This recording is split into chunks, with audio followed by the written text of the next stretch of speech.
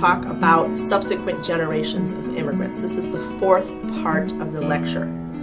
What about the descendants of immigrants? What happens over time while immigrants are in the U.S.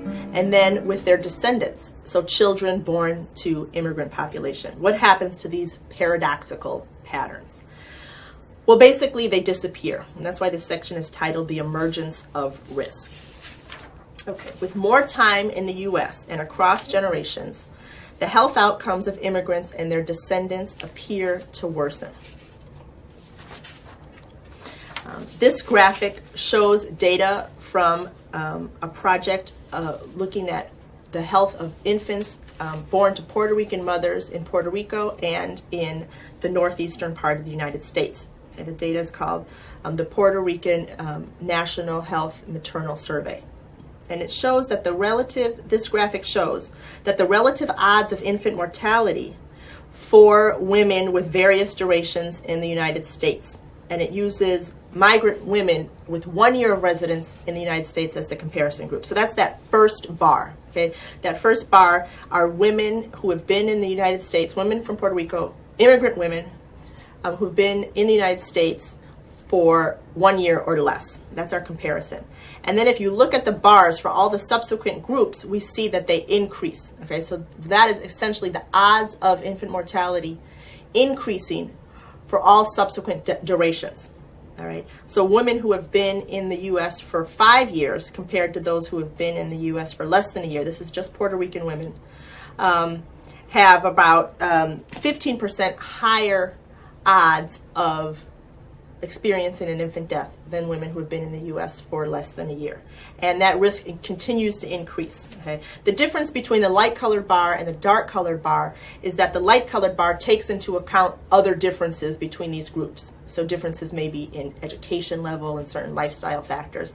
But the important thing to note is regardless of the light-colored bar or the dark-colored bar, all of these bars are higher than the comparison group of new immigrant women who have been in the U.S. for less than a year. So if we look at women who have been in the U.S. for 10 years, their odds of infant mortality are 44% higher than women of experiencing infant death are higher than women who have been in the United States for less than a year. Again, this is for Puerto Rican women. And this goes all the way to 20 or greater years of exposure. Those women have over 2 times the odds of infant death compared to women, new immigrant women. And that final set of bars looking at Puerto Rican women who were born here on the mainland in the U.S.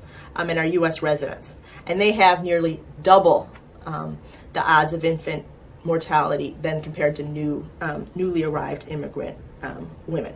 So the take-home point from this graphic is that with greater exposure to the United States, we see an increase in negative health outcomes for the Puerto Rican segment of the population when we're talking about infant mortality. Okay. That graphic was written for mortality, but we see the same pattern with a whole range of health outcomes. We see it for obesity. This is for other immigrant subgroups, not just Puerto Ricans. We see it for hypertension, and we see it for other chronic conditions. More time in the United States corresponds to poor health outcomes. Okay. So even though immigrants, as a snapshot, seem to have better health outcomes than the native-born population, in particular, certain subsets of the immigrant population, for example, Hispanic immigrants, these positive health outcomes appear to erode over time with the United States, with time in the United States and across generations. So the U.S. born, the children of contemporary immigrants also seem to have worsening health. So there's evidence of worsening health both across generations and within the foreign-born generation with time in the U.S.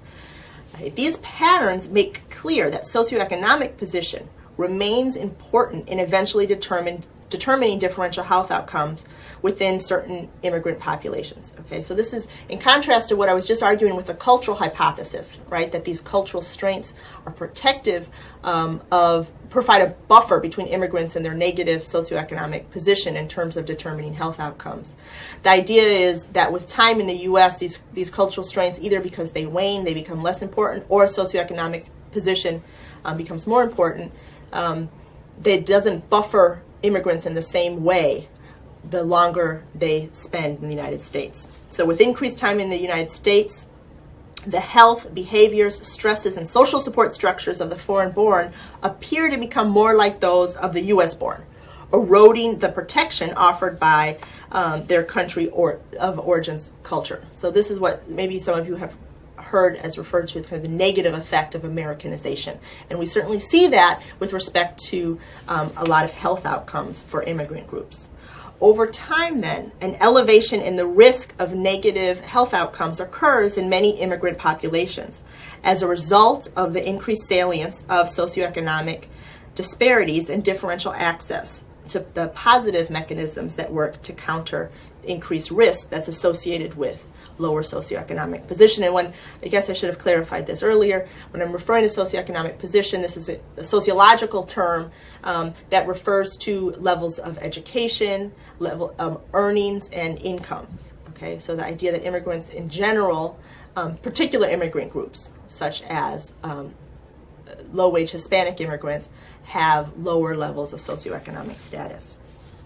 Ultimately then, socioeconomic status and structural factors, such as access to health care, do come into play in determining health outcomes, as different segments of the immigrant population lose their protective cultural strengths. So over time and across generations, the evidence suggests that macro-level societal factors, such as race-ethnic discrimination, social and residential segregation, and labor market discrimination, may play a role in the health of immigrants. Okay? With time in the U.S., it appears that initially these structural factors maybe are not as important in determining the health of the immigrant population as they are the native-born population. But with time in the U.S., we do see these factors coming into play. Basically, the social stratification system in the United States starts to affect immigrants and their descendants. Next, I'm going to talk about the descendants of immigrants. So these are children of immigrants. Of special concern are the children of immigrants. Okay? Children of immigrants generally have healthy starts to life, including lower than expected infant mortality rates, we've discussed that already, and fewer instances of low birth weight and prematurity. However, in early and middle childhood, many children of immigrants no longer have a comparative health advantage over children of natives. So we see this worsening of health even in the second generation. Okay? Children of immigrants are no longer viewed as uniformly resilient to common childhood health problems. Health risks appear to vary greatly depending on the origins of immigrant parents, with children of Latino immigrants often the most at risk. Okay, and this is really in contrast to these very positive infant health outcomes that we observe among immigrant children or children of immigrants, right? These lower rates of infant mortality and prematurity and low birth weight.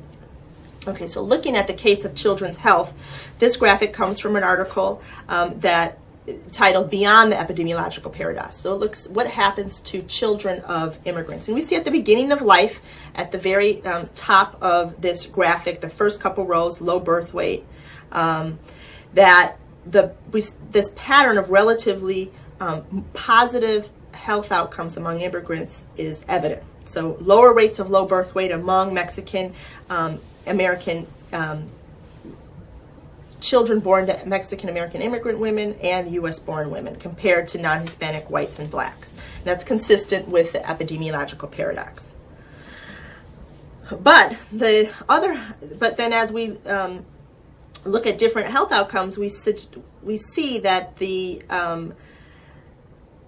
relatively good birth outcomes among Mexican American children extend into the childhood for children of immigrants, but not so much so for children born to women who were born in the U.S. Okay, so U.S. born mothers. So this is consistent with this idea that with more time in the U.S. and across generations, the health outcomes of immigrants and even children worsen.